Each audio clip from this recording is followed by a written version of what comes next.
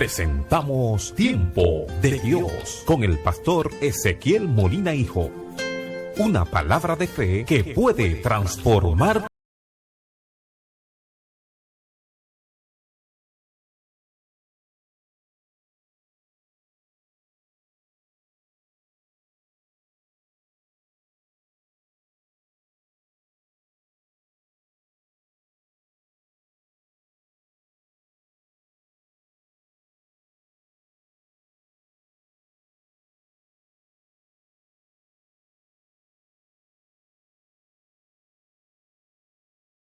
Declarará.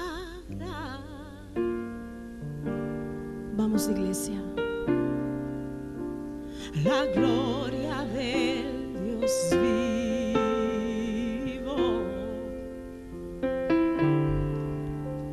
¿Quién se comparará con la grandeza, con la belleza de Señor? Una vez más el cielo hoy declarará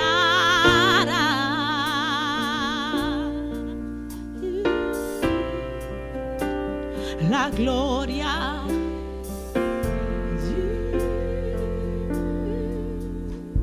¿Quién se comparará?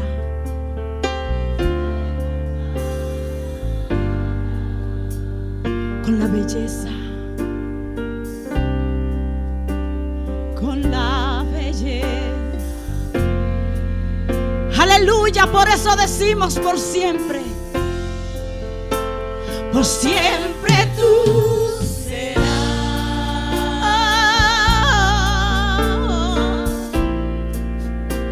El Cordero de Dios, y yo me posaré, y yo me postraré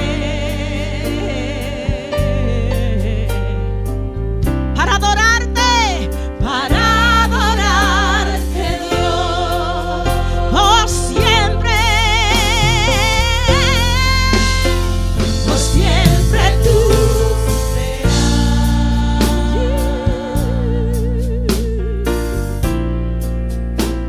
El Cordero de Dios. Aleluya.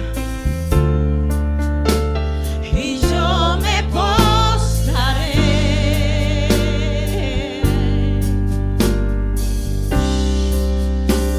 para adorarte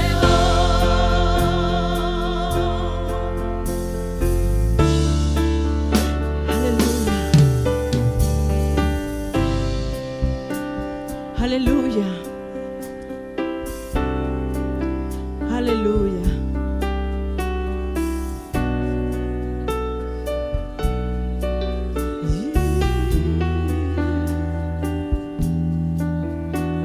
Gracias, Señor.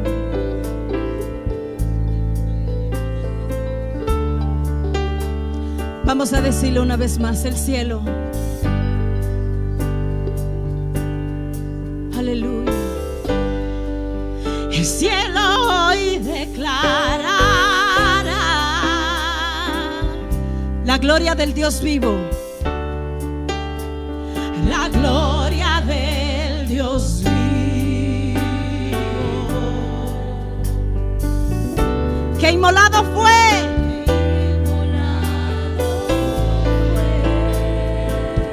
Aleluya. Para reconciliar. Oh, vamos a decirlo una vez más. El cielo declara. El cielo hoy declara.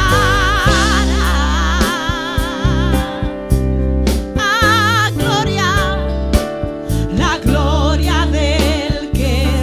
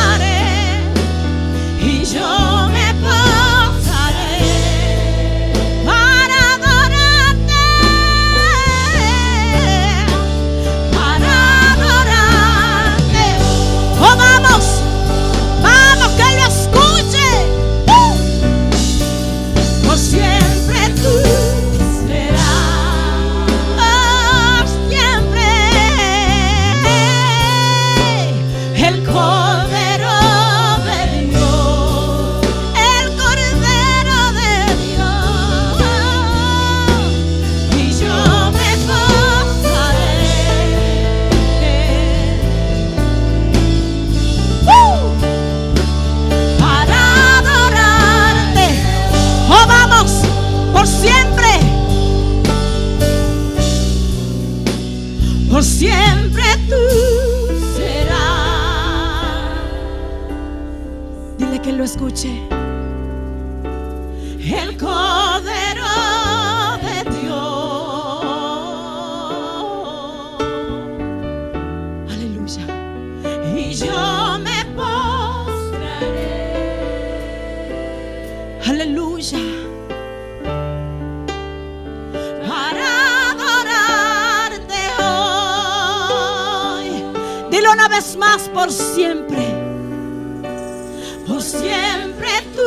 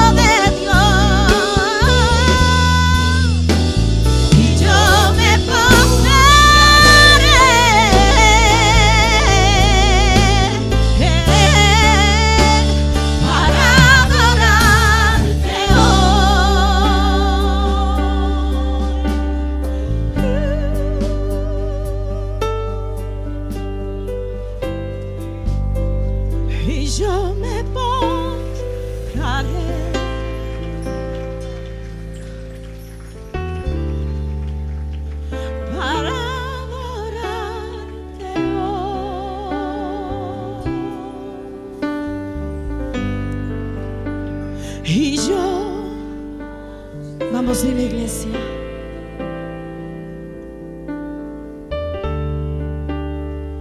Para adorarte hoy. Una vez más, nos postramos. Y yo le pongo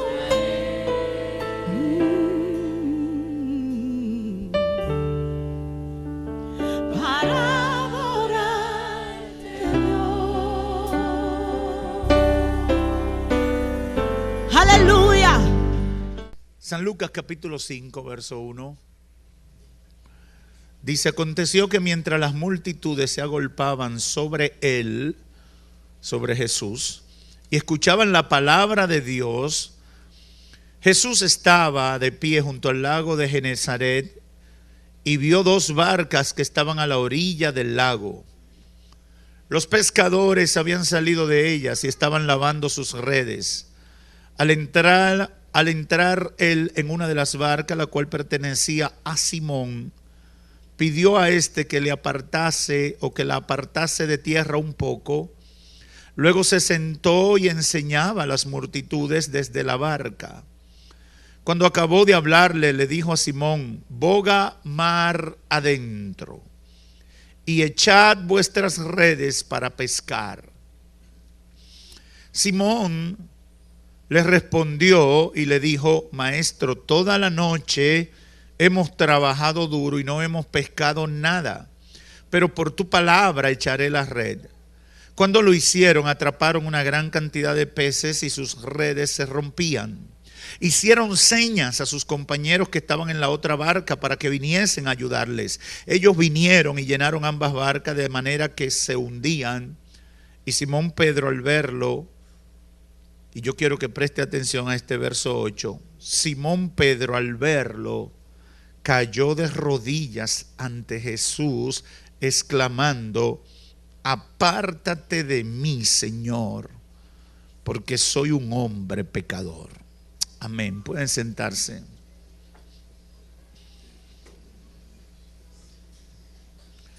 Hoy quiero comenzar una serie de mensajes que tratan sobre la vida y el ministerio de uno de los discípulos o apóstoles de Jesús más conocidos, y me refiero al apóstol Pedro. Y por eso he titulado esta serie Pedro, lecciones de la vida de un discípulo.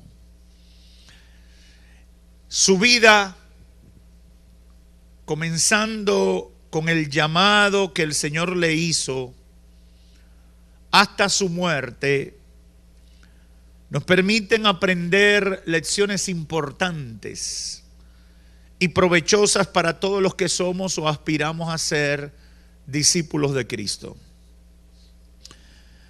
No tengo dudas, y fue lo que sentí cuando el Espíritu Santo ministró a mi espíritu, no tengo dudas que reflexionar sobre la experiencia de Pedro impactará en nosotros y nos ayudarán a vivir una vida cristiana exitosa, apasionada, sincera y productiva a pesar de todas las dificultades. Porque la vida de Pedro es un modelo para nosotros, con todas sus altas y con todas sus bajas. Yo no sé cuántos de los que están aquí se consideran mejor que Pedro. Levante su mano para yo verle.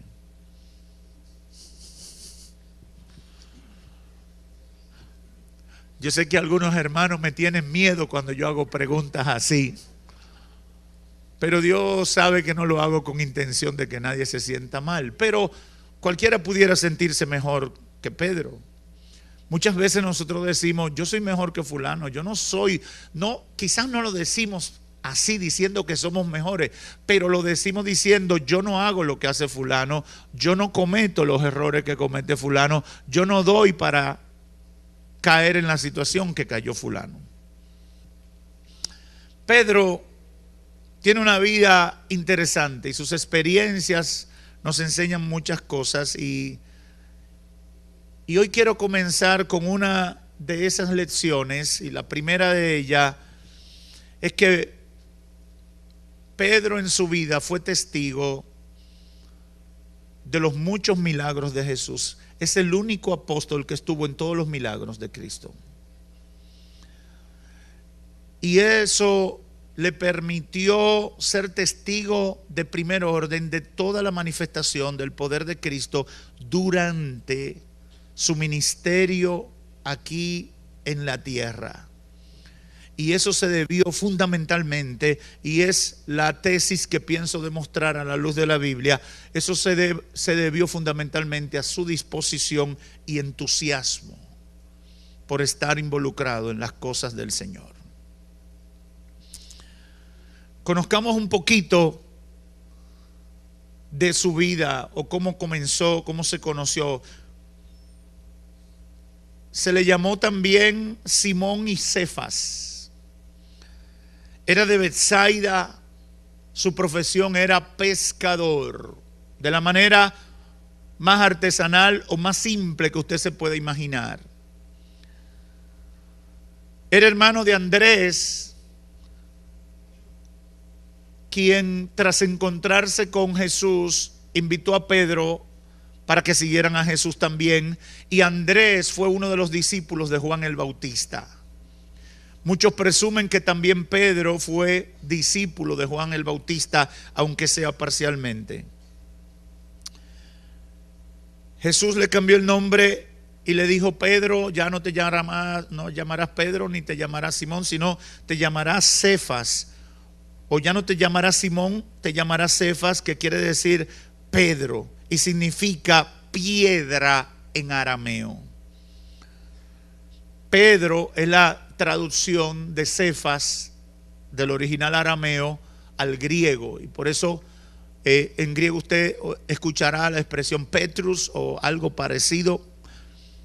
pero es el mismo nombre, Cefas. El Señor le cambió el nombre de Simón a Pedro. Iniciamos leyendo uno de esos episodios, lo que se conoce como la pesca milagrosa. Jesús llegó al lago de Genesaret o mar de Galilea y comenzó a enseñar. No habían altoparlantes, no había equipos de sonido, no se levantaban tarimas con luces, no había tarimas con techo, no habían tarimas de 5 ni de 10 pies, no había amplificación. Jesús predicaba a las multitudes a capela. Y una técnica de transmisión de la voz era subirse a las barcas y desde el mar, desde la orilla del mar, predicar para usar el efecto del viento para amplificar la voz y que le llegara a la multitud. Los que han estado en Galilea saben que es una región con muchos cerros y con muchas deformidades en el terreno, y todas desembocan así en el mar de Galilea. Se desatan corrientes permanentes de viento hasta el punto de que se pueden convertir en corrientes de viento de nivel de tormenta, como hay pasajes bíblicos que lo presentan y que el que va por ahí puede comprobar. Jesús subió y le pide a Pedro que le permita predicar desde su barca.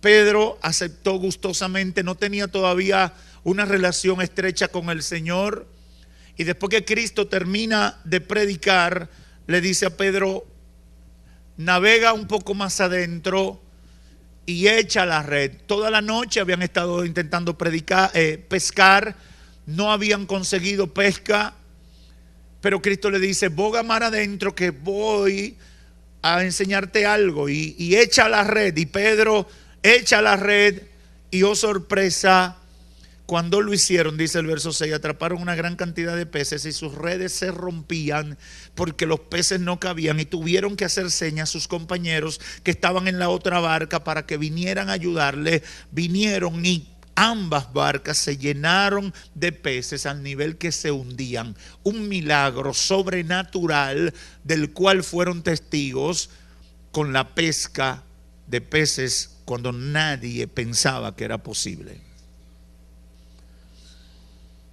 Otro episodio lo registra Marcos capítulo 1, 30 al 31. Enseguida, cuando salieron de la sinagoga, fueron con Jacobo y Juan a la casa de Simón y Andrés. Pedro. La casa de Simón y Andrés. Cuando salieron de la sinagoga, era probablemente sábado o viernes en la tarde. Salieron de la sinagoga, fueron con Jacobo y Juan, amigos, socios, como diríamos los dominicanos, en llave de Pedro y Andrés, y fueron a la casa de Simón y de Andrés. Y la suegra de Simón, la suegra de Pedro, estaba en cama con fiebre. Quiero hacer un paréntesis: fiebre en el primer siglo era probablemente sinónimo de muerte. No habían antibióticos, no habían medicinas que pudieran detener una fiebre, a menos que el cuerpo se regenerara y por los anticuerpos su sistema de defensa eliminara el efecto de algún virus o bacteria. Pero la suegra de Pedro estaba en cama con fiebre, y de inmediato le hablaron de ella a Cristo. Lo invitaron a Jesús. Jesús se acercó a la suegra, la tomó de la mano y la levantó y le dejó la fiebre, y ella comenzó a servirle. Eso está en pocas palabras, pero el milagro fue que una mujer que estaba postrada con fiebre se levanta y queda tan bien que comienza a servirle al Señor. Ese milagro lo conocemos. Pero mientras yo meditaba en este pasaje bíblico y en lo que el Espíritu de Dios había puesto en mi corazón, me fui a la escena del milagro y traté de interpretar qué pudo haber pasado. Algunos pudieran decir: pastor, ¿y esto qué tiene que ver con lo que usted está hablando? Es muy sencillo. En este hecho se manifiesta el entusiasmo y la disposición otra vez de Pedro. En el primer hecho, él fue con Cristo y le sirvió de plataforma. Y cuando Cristo le dice boga mar adentro, aunque le explica a Cristo que había estado pescando durante toda la noche, como quiera obedeció y se fue y vio la gloria de Dios. Aquí encontramos otra vez el entusiasmo y la disposición de Pedro. ¿Por qué? Bueno, porque él pudo pensar que era muy pronto para invitar a Jesús a su casa. No siempre cuando usted conoce a alguien lo invita inmediatamente a su casa.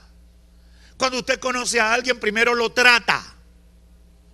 Antes de llevarlo a su casa, uno no lleva a su casa a cualquier desconocido. Pero Pedro era un hombre entusiasta. Y él vio lo que Cristo hizo. Y él sintió el respaldo de Dios en la obra y el caminar de Cristo.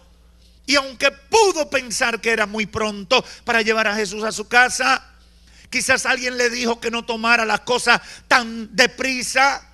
Otros quizás le dijeron, tú debes esperar porque en tu casa no están las mejores condiciones. Tu suegra está enferma, tu mujer tiene que estar atendiéndola. Y uno no sabe que se le puede pegar el virus. Pero él llevó a Cristo. Y me imagino que en la casa no lo estaban esperando. Y tuvo que decirle a la mujer, hazte un cafecito para Cristo. Y la mujer, me imagino como hacen muchas, lo miró, pero mi amor, tú te estás volviendo loco, tú no estás entendiendo los problemas que tenemos en la casa. Y me imagino que Pedro le dijo, no te preocupes, mujer, tú no sabes quién es este hombre. Aquí está el Hijo de Dios.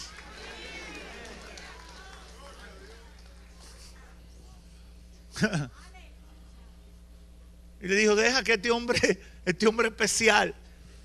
Y me imagino que la mujer, por obediencia, quizás con un poquito de truño, haciendo piquito o bembita o incómoda. Ay, Dios mío, esta casa que no se ha limpiado, aquí no se ha fregado, aquí no se ha trapeado.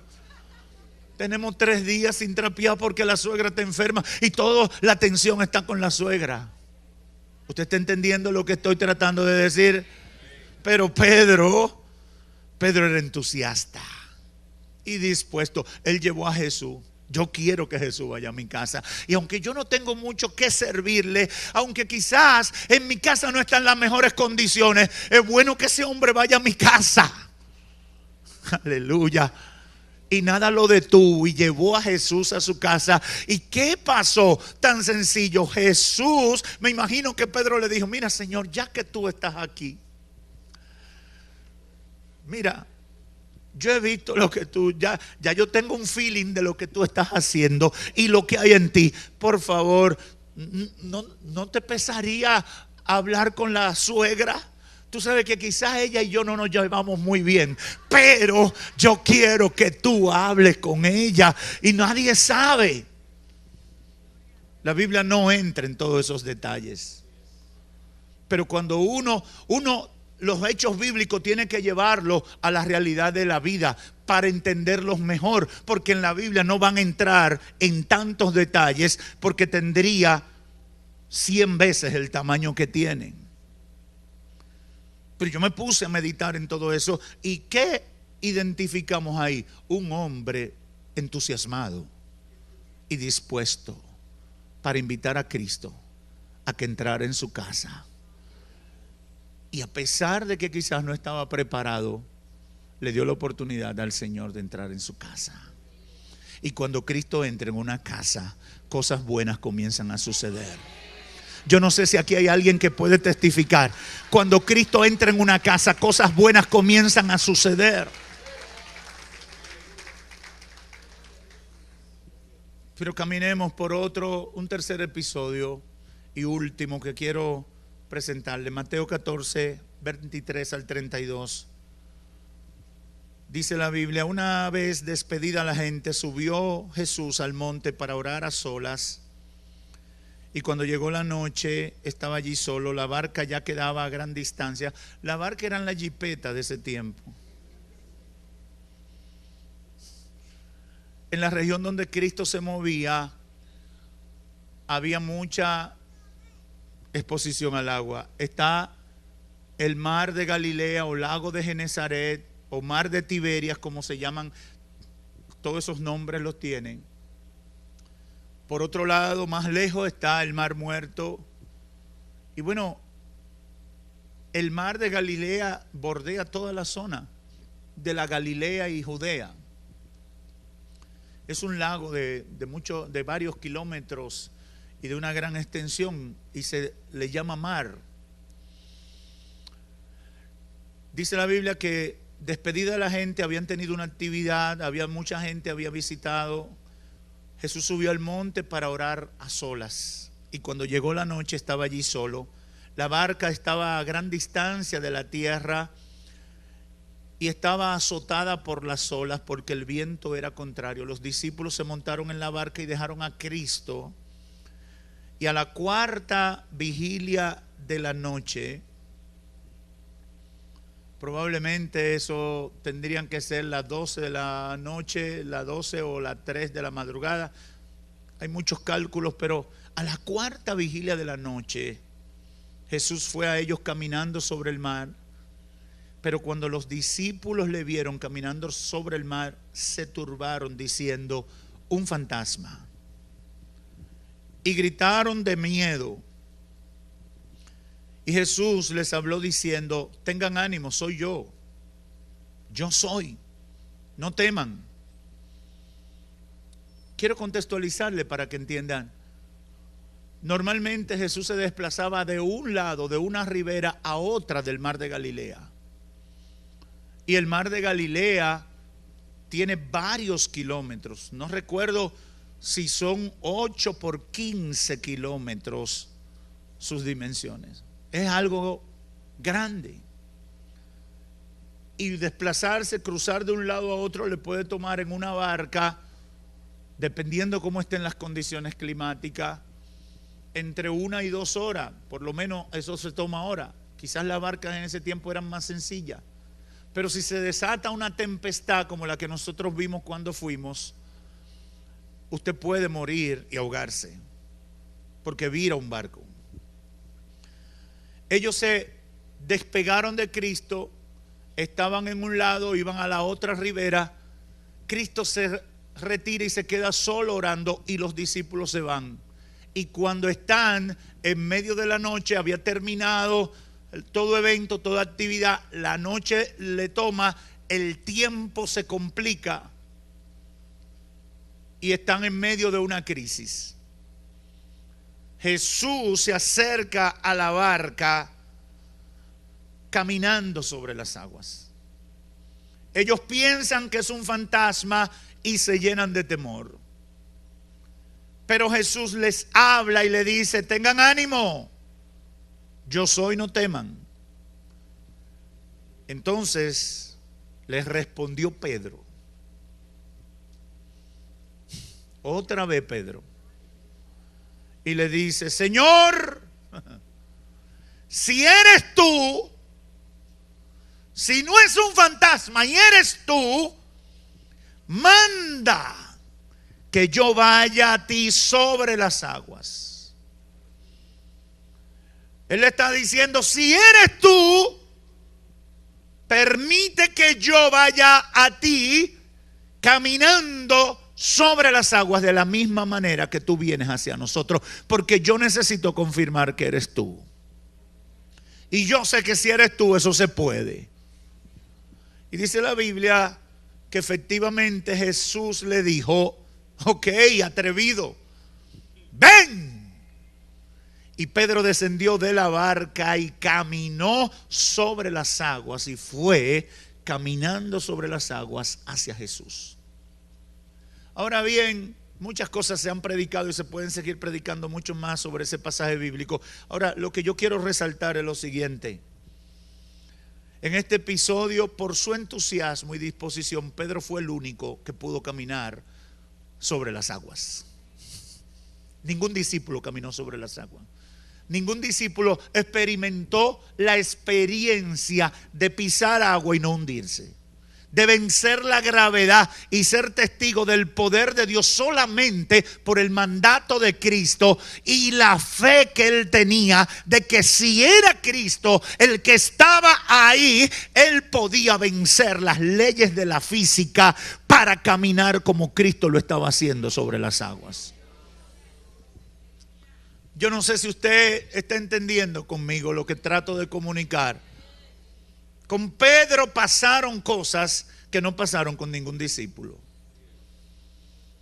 Pedro tiene testimonios que cuando lleguemos al cielo le podremos preguntar: ¿qué te motivó a preguntar eso? ¿Qué te motivó a decir eso? ¿Qué te motivó a pedir lo que pediste?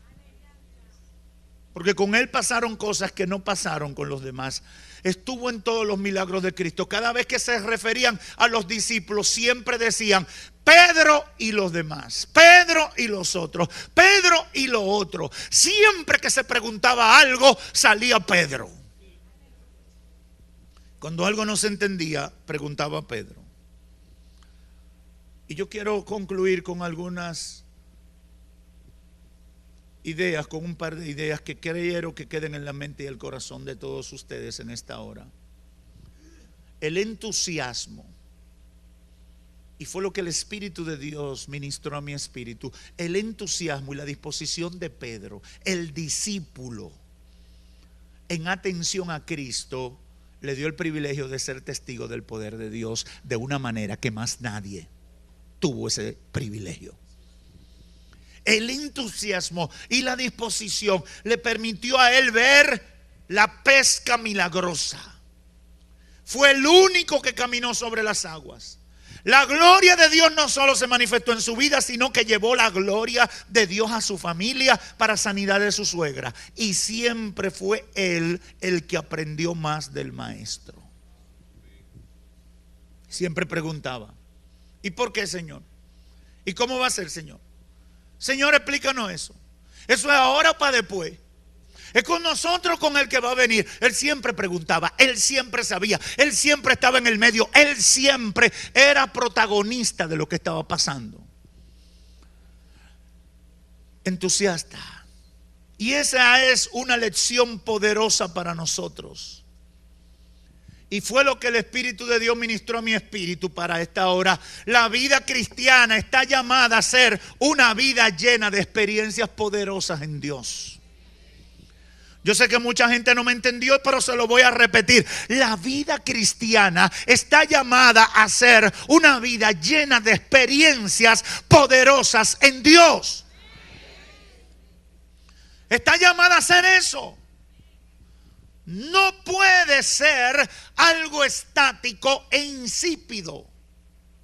Tiene que ser vivo. Dios obrando en mi persona, Dios obrando en mi familia, Dios manifestando su poder alrededor de mí, yo conociendo el alcance de su misericordia, yo viendo el cumplimiento de las promesas de Dios en mi vida. La vida cristiana está llamada a ser una vida llena de experiencias en Dios. Y la pregunta del $1.000.000, ¿y por qué no lo es muchas veces, pastor? Porque nos falta entusiasmo y disposición para exponernos y envolvernos en las cosas del Señor. Tú no vas a saber si Dios te ha dado un don si tú no intentas ponerlo en práctica. Tú no vas a saber si el poder de Dios puede fluir a través de ti si tú no te atreves a orar por una necesidad o un necesitado. Hay mucha gente que tiene años sirviéndole al Señor, pero nunca han orado por un enfermo. Hay gente que tienen toda la vida yendo a la iglesia, pero nunca han orado para que Dios resuelva un problema en su casa. La vida cristiana no está limitada a lo que pueda hacer o deje de hacer el pastor o los líderes de la iglesia. La iglesia del Señor tiene una naturaleza diferente. Dios usa a todo el que se envuelve.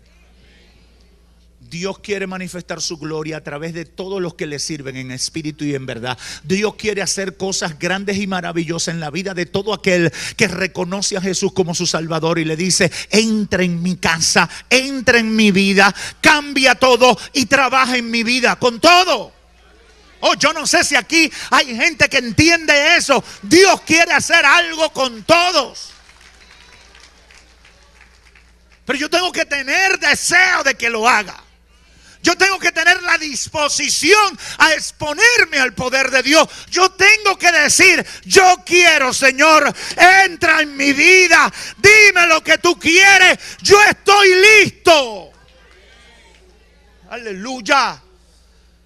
Aleluya. Hay que vivir entusiasmado con el Señor y dispuesto a involucrarse en las cosas de Dios. Dios está buscando gente dispuesta. Dios está buscando gente entusiasta para depositar en ellos sus dones y carismas. Dios está buscando gente para mostrarle su poder de manera sobrenatural. Y eso fue lo que hizo. Mire, Lucas capítulo 10 verso 2 presenta el caso de los 70 que envió Cristo de dos en dos. Cristo agarró un grupo y le dijo: vayan de dos en dos y háblenle y lleven y hagan lo que ustedes me han visto hacer.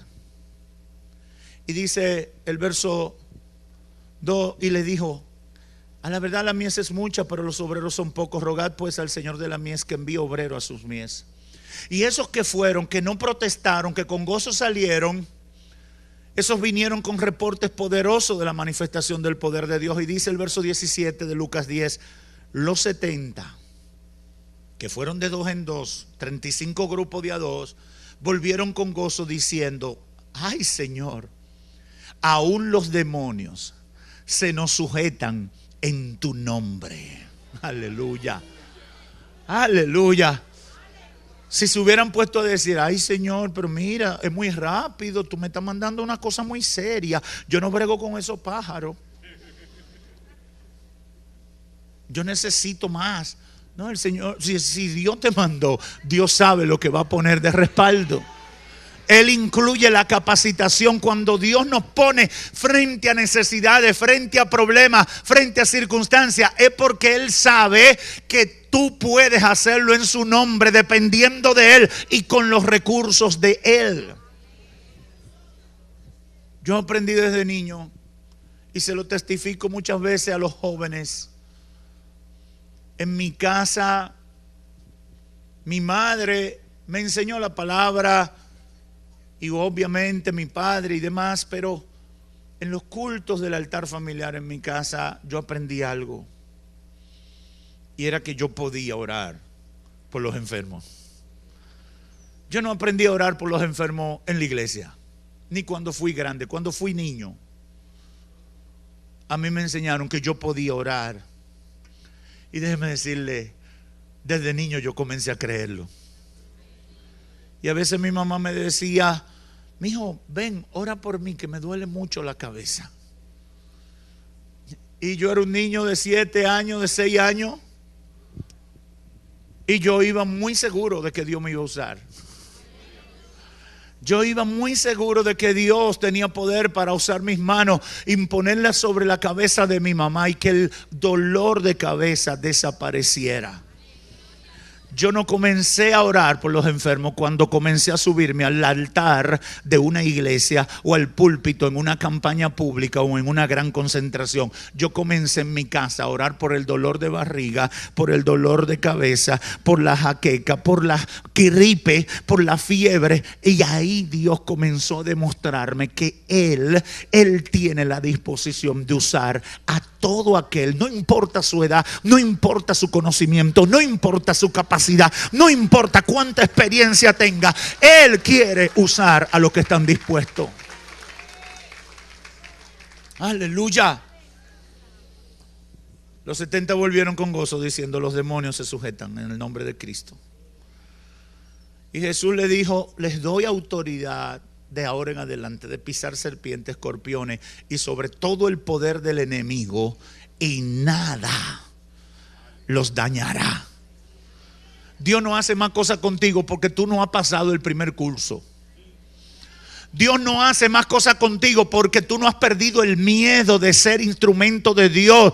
Te falta entusiasmo. Yo no sé a cuánta gente el Espíritu de Dios le está hablando en esta hora. Te falta entusiasmo, te falta disposición. ¡Atrévete! ¡Aleluya! ¡Aleluya! La gente anhela ver una iglesia entusiasta. La gente quiere ver gente de Dios con gozo, con alegría y disposición para hacer la obra del Señor. Oh, Dios está buscando obreros. La mies es mucha, la necesidad es mucha, los problemas de la gente son muchos. Óyeme, tú tienes amigos, tú tienes familia, tú tienes compañeros de trabajo, tú tienes gente donde vas a un negocio que está esperando que de ti salga una palabra viva, llena del poder de Dios para darle esperanza. Aleluya. Dile a la que te peina en el salón: ¿cómo está tu relación con Dios? ¿Qué está pasando en tu vida? Dile a tu compañero de trabajo, ese que se sienta al lado tuyo todos los días: ¿qué puedo hacer por ti? Yo soy un siervo de Dios. Estás triste, yo puedo orar por ti. Te duele la cabeza, yo puedo orar por ti. Estás con una tribulación por producto de un problema familiar. Yo soy un siervo de Dios, yo soy una sierva de Dios. Yo puedo orar por ti. Yo sé que Dios puede hacer cosas grandes. Dios lo ha hecho conmigo, Dios lo ha hecho con muchos, y Dios lo puede hacer contigo. Esa es la iglesia que la gente quiere sentir. Aleluya.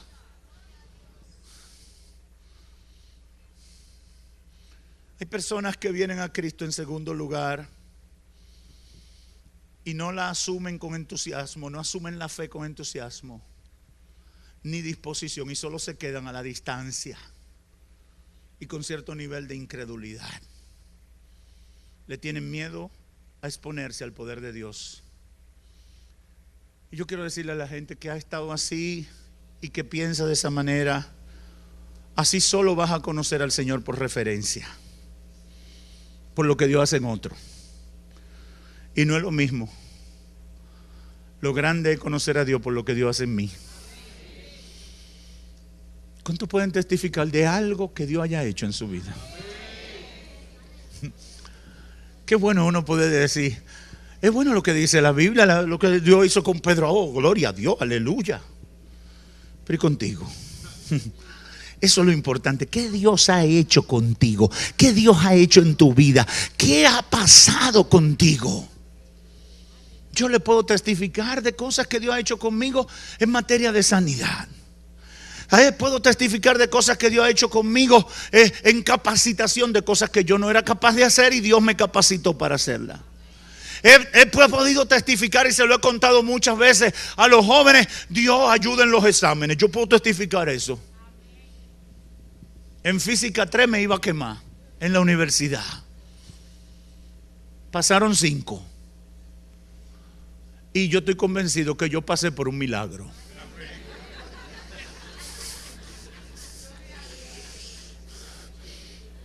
Pastor, pero Dios no se mete en eso. Dios sí sabe. Yo estudié, no fue que yo estaba de vago. Era un problema que ese tipo estaba en el espacio. Sí, porque era un problema, porque 40 estudiantes, no puede ser que de 40 estudiantes nada más pasen 5 y arañando. Había un problema.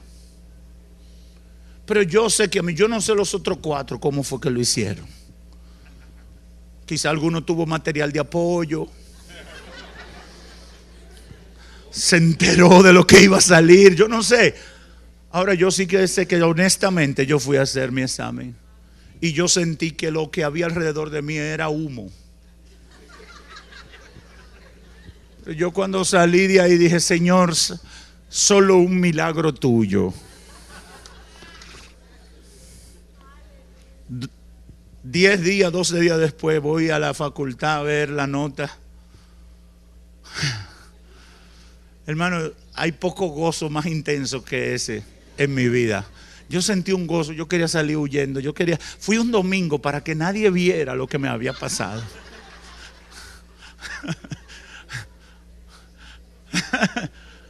Dios obra en los estudios, Dios obra. Yo tengo testimonio, Dios obra. Dios me ha sanado, Dios ha intervenido en mi familia, Dios ha hecho milagros en mi vida. Dios es poderoso y yo tengo algo que contar de la grandeza de Dios. Procura tú tener algo que contar. Aleluya. Pero eso depende de tu pasión y de tu entusiasmo. En tercer lugar, hay personas que una vez fueron apasionados y me están escuchando, quizás están en este auditorio o están por los medios, personas que una vez fueron entusiastas, apasionados por las cosas de Dios. Estaban decididamente esperando a Cristo y sintiendo la presencia del Espíritu Santo en su vida, y de repente la serpiente le inyectó veneno, los paralizó o simplemente fue apagando el fuego de Dios con los problemas de la vida, los conflictos en la familia y los conflictos en la iglesia, etcétera.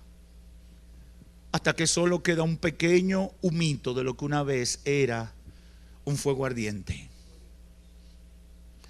Y hoy, en el nombre de Jesús, estoy aquí para decirte este mensaje de parte de Dios. El mismo mensaje que el Señor le dio al apóstol Juan para la iglesia de Sardis, allá en Apocalipsis capítulo 3, verso 1 al 3. Escribe al ángel de la iglesia en Sardis: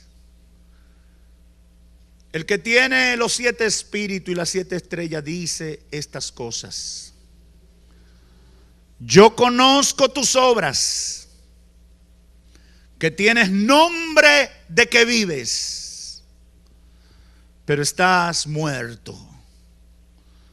Sé vigilante y refuerza las cosas que te quedan y están a punto de morir. Porque no he hallado que tus obras hayan sido acabadas delante de Dios.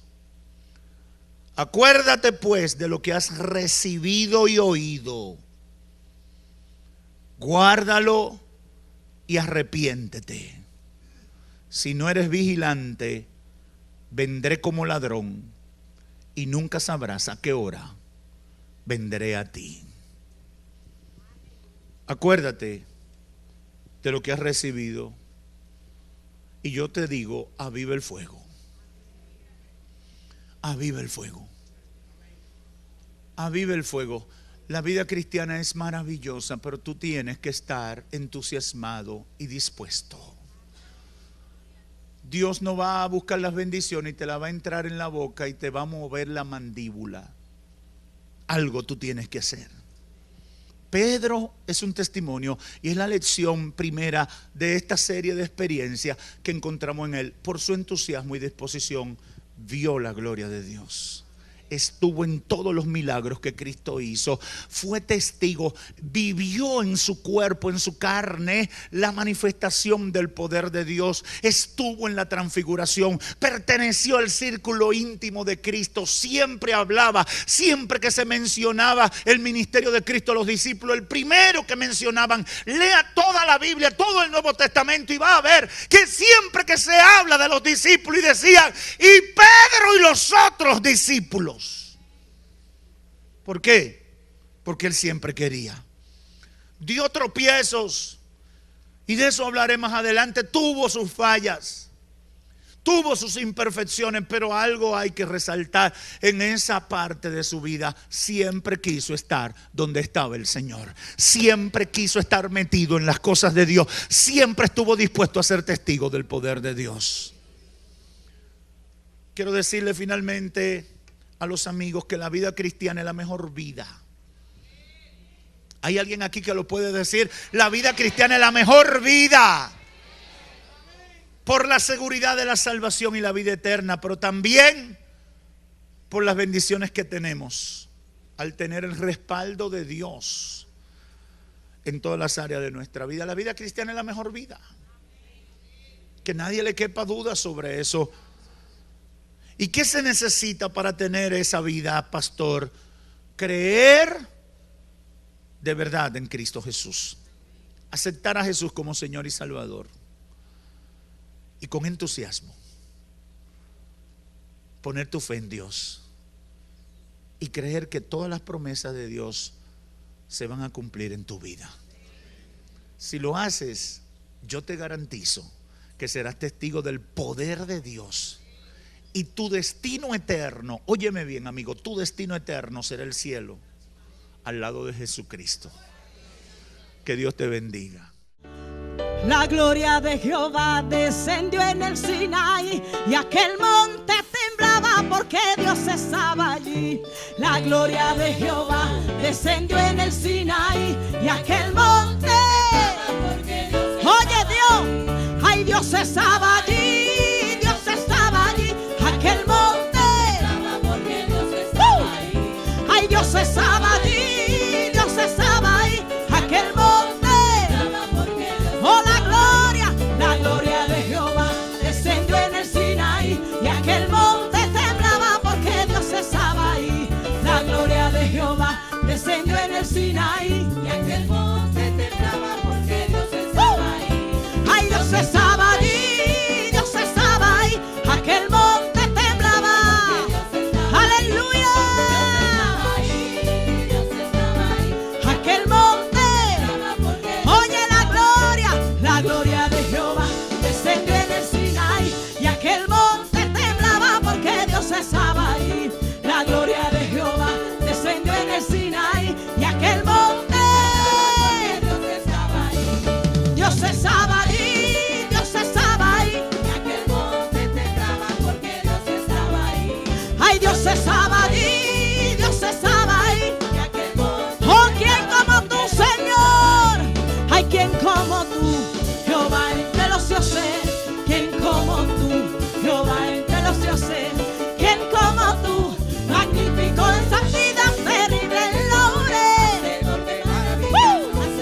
Oh, ¿quién? Hay quien como tú, Jehová entre los dioses. ¿Quién como tú, Jehová entre los dioses? ¿Quién como tú, magnífico en santidad, terrible en lores? Oh, ¿quién? Hay quien como tú, Jehová entre los dioses. ¿Quién como tú, Jehová entre los dioses?